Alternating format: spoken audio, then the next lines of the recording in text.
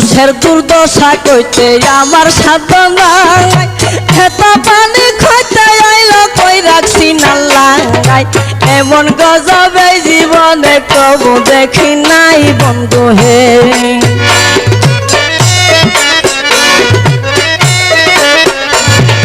চাউল চিরা টাকা পয়সা সরকারে দিতেছে, তোমার টাকা আছে আগের মুরব্বীরা কইছে, ফুলা দুধে কই দিন বলো তার ফুলা বাসে বন্ধু হে।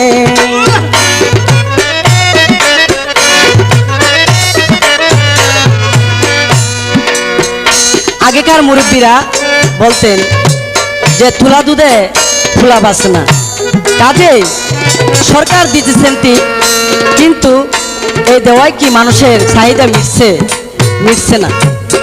কোন রকম